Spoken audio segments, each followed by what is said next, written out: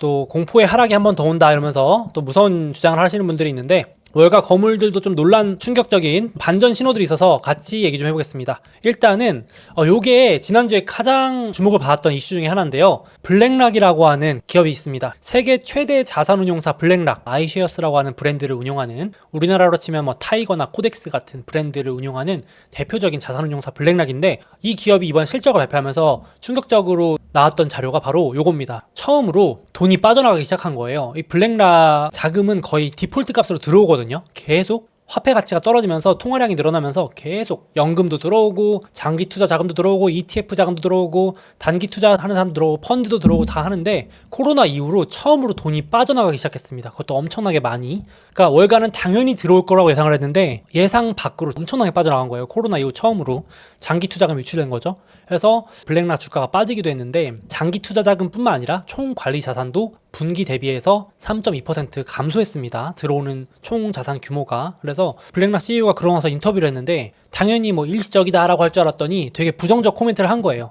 뭐라 그러냐면은 매우 실망스럽다. 지금 분위기가 뭔가 달라졌다. 이게 일시적이 아닌 것 같다. 여기 밑에 써있지만 20년 만에 좀 분위기가 바뀐 것 같다. 그래서 뭔 얘기인가 들어보니까 요즘에 쉽게 말하면 펀드 가입할 필요 없이 그냥 예적금, 쉽게 말하면 MMF 같은 초단기 채권에 넣어놔도 이자를 5%대를 그냥 가져가니까 고객들이 돈 다 뺀다는 거예요. 그냥 장기 투자 안 할래. 불확실한데 굳이 펀드에 운용 수수료 떼주고 괜히 뭐 장기 투자한다고 해봤자 뭐 펀드 잘못하면 연수익률 5%도 못 내는 펀드도 많은데, 에휴 여기서 빼가지고 그냥 예적금 MMF만 해놓지 뭐, 이렇게 한다는 겁니다. 블랙락 CEO가 말하기를 현금 수익률이 너무 좋아졌다. 그래서 예전에는 고객들이 막 안절부절 못하면서 예적금 넣어놓을 바에는 화폐 가치 떨어지고 금리도 저금리니까 뭐라도 넣어놓자라 그랬는데, 지금은 아니다. 다 기다린대요. 고객들 만나보면은 그냥 5% 받으면서 있을래요. 뭐 굳이 블랙락 펀드 안 할래요. 이렇게 한다는 겁니다. 그래서 상당히 이제 분위기가 안 좋다라고 전했고, 그래서 대규모 자산 배분이 일어나는 것 같다.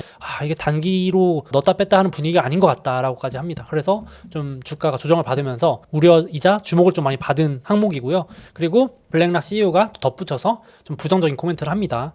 지금 분위기 봐서는 뭐 지정학 갈등 이런 것도 있고, 또 유가도 올라가고 하면서 고물가 장기화되면서 지금 시장이 걱정했던 장기금리 결국 5% 넘을 것 같다. 시장이 공포 한 번 더 맞을 것 같다라면서 또 부정적인 코멘트를 한 번 합니다. 그래서 좀 약간 시장에 초치는 얘기를 한 번 더 했고요. 그리고 또 지난주에 아주 주목을 많이 받았던 하워드 막스라는 분이 있습니다. 제가 이분 책도 감명 깊게 읽었는데, 워렌 버핏도 이분의 메모장이 날라오면 가장 먼저 열어본다 그래서 유명하신 분이죠. 하워드 막스라는 분이 있는데, 이분이 월가에서 63년 정도의 경력을 가지고 있는데 예측이나 전망은 손에 꼽힐 정도로 드물게 합니다. 그러니까 전망을 안 해요. 이분이 쓰는 코멘트나 책 보시면 모른답니다. 주식시장은 알 수 없다라고 생각해야 된다라는 게 이분의 지론인데, 몇 년 만에 예측을 했습니다. 그래서 주목을 많이 받았거든요. 결론부터 말씀드리면 이제 포트폴리오 싹 다 바꿔라. 상당히 충격적이죠.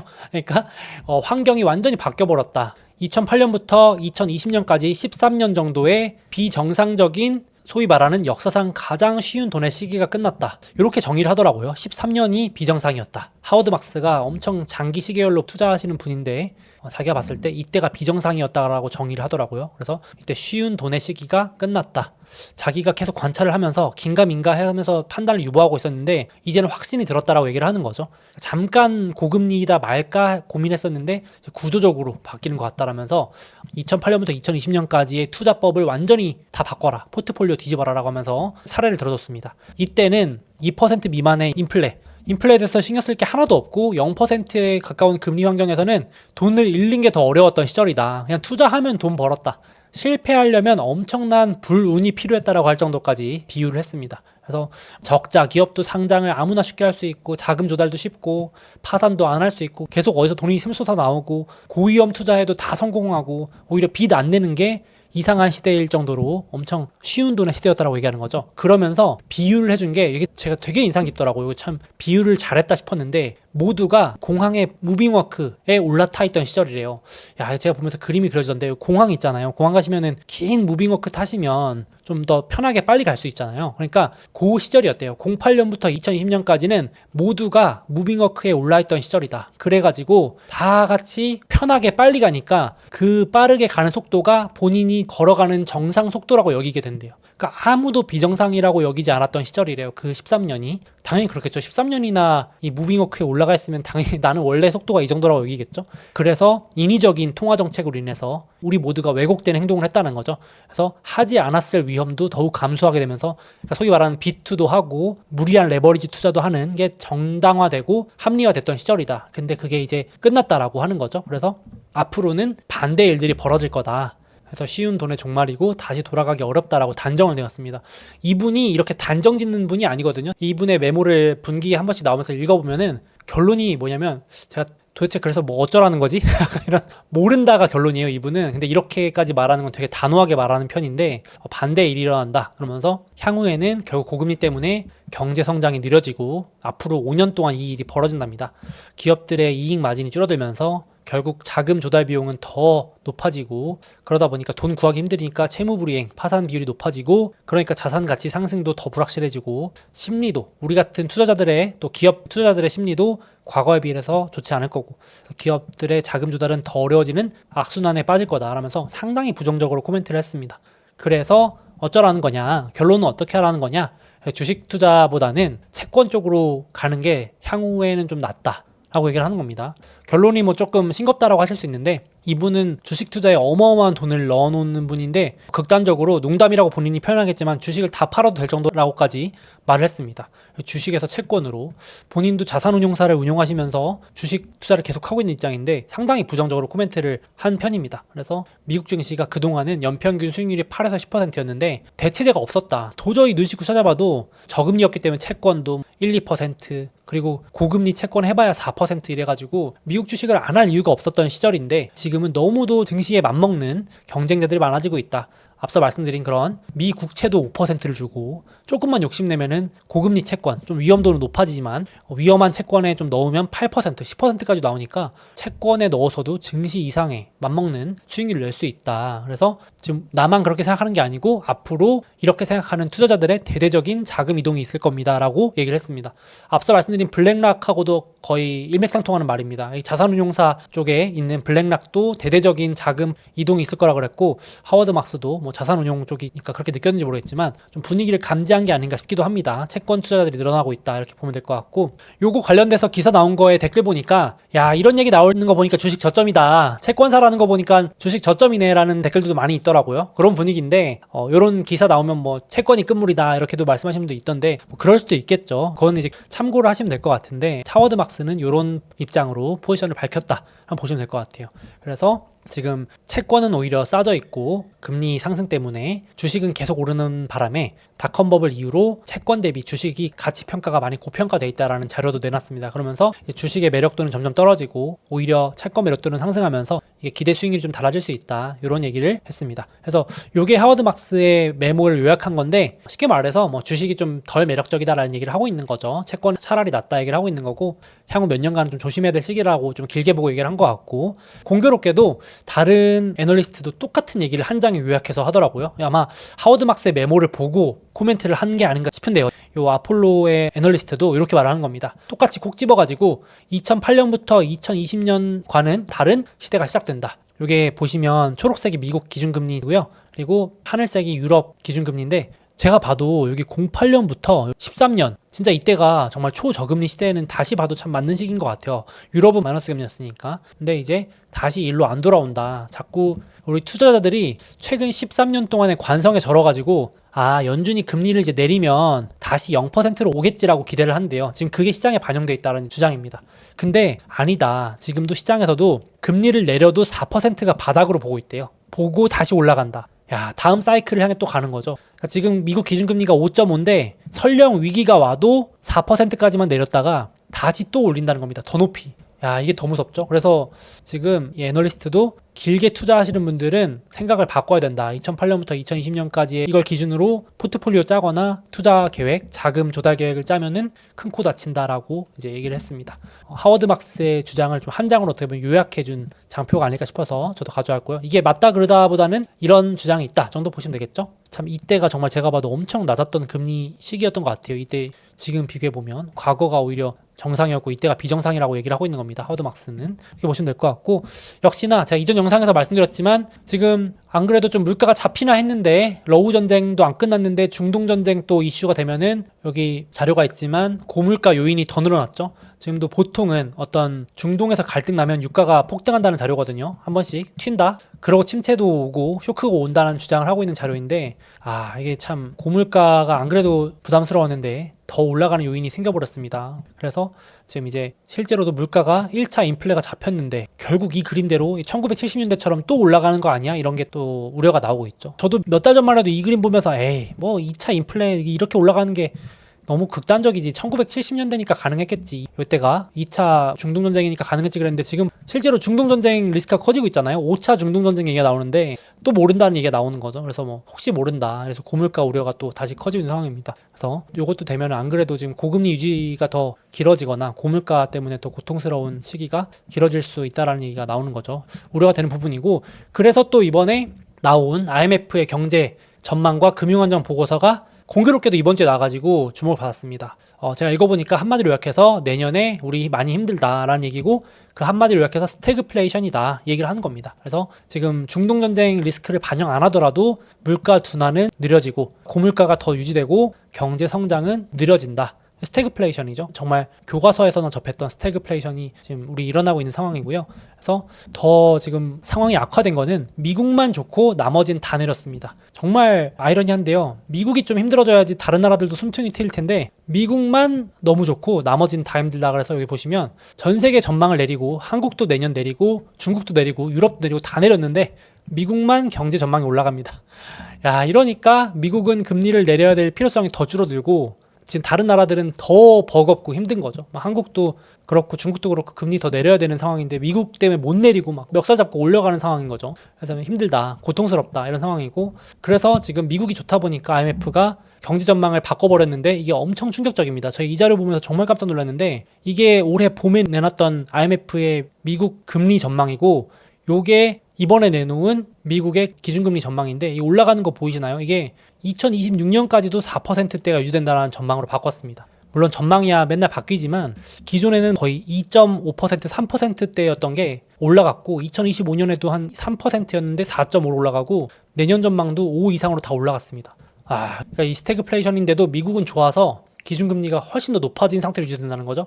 그러니까 이것 때문에 다른 나라들은 다 지금 진짜 곡소리 나고 힘들게 생겼는데 미국은 짱짱하다, 끄떡 없다라는 얘기를 계속 하고 있는 그런 보고서였습니다. 참 좋지 않을 것 같고, 그래서 IMF가 스태그플레이션 사실상 거의 온다고 얘기를 하면서 금융기관 스트레스 테스트, 최악의 상황을 테스트했는데도 미국은 충격이 거의 없고 끄떡없고 워낙 대비 잘 돼 있고 뭐 유럽, 기타 선진국, 중국이나 신흥국으로 갈수록 충격이 크다라는 자료도 내놨습니다.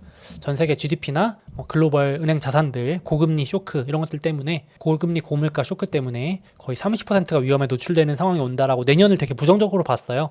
그래서 요거는 뭐 시나리오니까, 하나의 시나리오니까 참고하시면 될 것 같고, 이 정도로 이제 기관들은 내년을 더 힘들게 본다 정도로 보시면 될 것 같아요. 그래서 마침 미국도 지금 유가 다시 올라가고 하니까 금요일날 나온 미시건대 보고서에서 설문조사 하는 거에 따르면 인플레 기대가 다시 튀어오르고 물가, 유가 생각보다 안 잡히니까 지금 소비 심리는 다시 급락하는 모습입니다. 이게 스태그플레이션이잖아요. 그래서 조금 지치는 시즌이 계속 되지 않을까라는 개인적인 생각도 좀 듭니다. 지치고 되게 재미없고 지금같이 막 리스크가 곳곳에 산재해 있는 상황이 되지 않을까도 생각도 좀 들었습니다. 이런 상황, 심리가 좀 좋지는 않다 이렇게 보시면 될 것 같고, 또 그리고 미국도 IMF가 계속 짱짱하다라고 하긴 했는데 그 짱짱한 미국조차도 지금 계속해서 파산 속도가 빨라지고 있습니다. 이게 매월 S&P 글로벌에서 미국의 파산 기업들, 대기업들 파산하는 기업들 숫자를 집계하는데 이제 10월 달이 됐으니까 9월 달께 나왔거든요.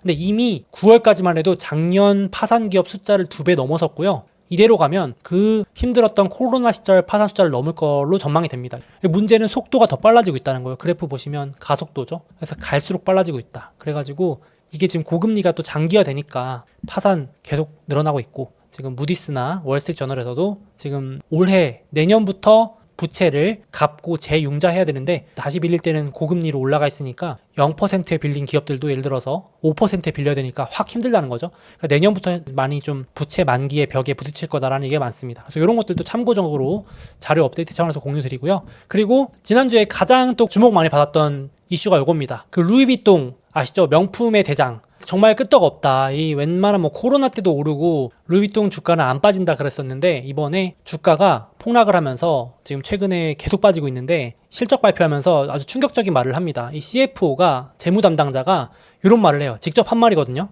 지난 3년간의 광란의 시기가 끝나고 이제야 평년 수준으로 돌아오고 있는 것 같다. 더 지켜봐야겠지만 확실히 이 광란의 3년이었다는 표현이 되게 주목을 많이 받았습니다. 그러니까 코로나 이후에 엄청난 이 돈 풀기 때문에 다들 뭔가에 미쳐가지고 홀려가지고 제정신이 아닌 듯이 막 가방, 뭐 명품을 사들였다는 거죠. 그 덕분에 최고 호황 본 게 이 루이비통이자 명품주들이었는데 이 실적 발표 나오면서 올해 수익률 전부 반납하고요.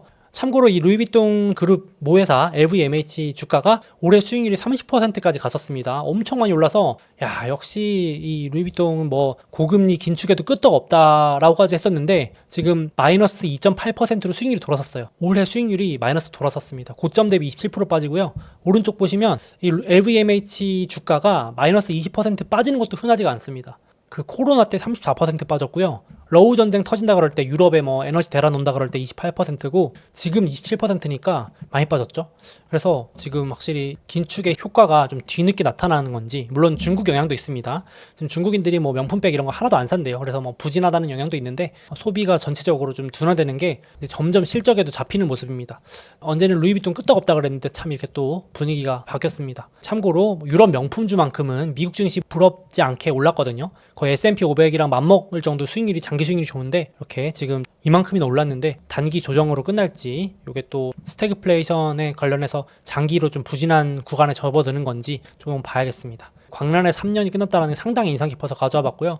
이게 또 스태그플레이션을 상징하는 말이 될지 한번 봐야 될 것 같습니다. 그리고 그럼에도 불구하고 뱅크 오브 아메리카에서는 이렇게 또 긍정적인 포인트를 얘기해줍니다. 뭐 내년에 스태그플레이션 온다 힘든다 하지만 그 이전에 생각해봐야 될 게 살포된 돈이 너무 많다. 우리가 맨날 부정적으로 코멘트하는 부분도 있지만 뭐라 그러면요, 이 자료를 보면서 우리가 관리하는 고액자산가들 현금 비중이 15%까지 늘어나고 있는데 이 평균보다도 훨씬 많은 숫자래요. 그러니까 지금 고액자산가들이 증시 하락 대비해서 달러 현금하고 쉽게 말하면 단기 채권 5%짜리 채권 들고 계속 기다리고 있대요. 그래가지고 풀린 돈이 너무 많아가지고 뭐 충격이 올 수는 있는데 조정이 오더라도 여기도 24년 강세장의 원천이 될 만큼의 엄청난 돈들이 대기 자금으로 깔려 있다. 진짜 돈이 없어서 투자를 못하는 게 아니고 좀 기다리는 자금이 엄청 많다라고까지 긍정적인 코멘트를 했습니다. 그러니까 하락이 안 온다는 건 아니고 하락이 오더라도 충격을 흡수할 수 있을 정도의 엄청난 자금들이 많이 있다라고 표현을 한 겁니다.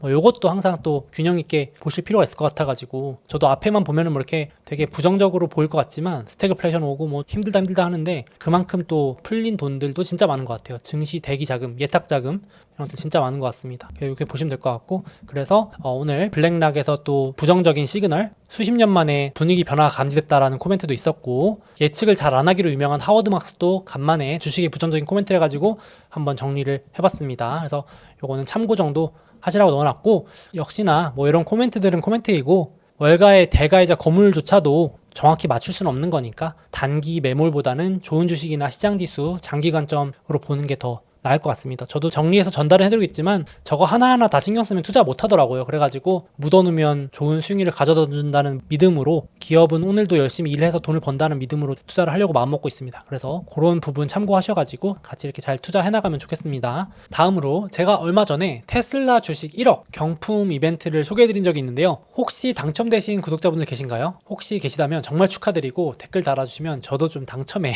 기운을 받도록 하겠습니다. 9월에 이어서 10월에도 아주 간단한 미션만 하면 이런 다양한 경품에 응모할 수 있는 이벤트가 진행 중이라서 잠깐 소개해드리려고 합니다. 일단 여기 보시는 것처럼 10월에는 테슬라 주식 1000만원, 또 신형 아이폰 등의 경품에 응모할 수 있는데요. 여기 보시는 것처럼 해외 주식을 매수만 하셔도 응모권을 받을 수 있고, 이 외에도 정말 다양한 미션들이 있으니까 참여만 하시면 응모권을 계속해서 획득할 수 있습니다. 그래서 관심 있으신 구독자분들은 한번 이 이벤트도 참여해보시면 좋을 것 같습니다. 이번 10월 구독자분들 꼭 이벤트 당첨되셔서 원하는 경품 받으시길 바라겠습니다.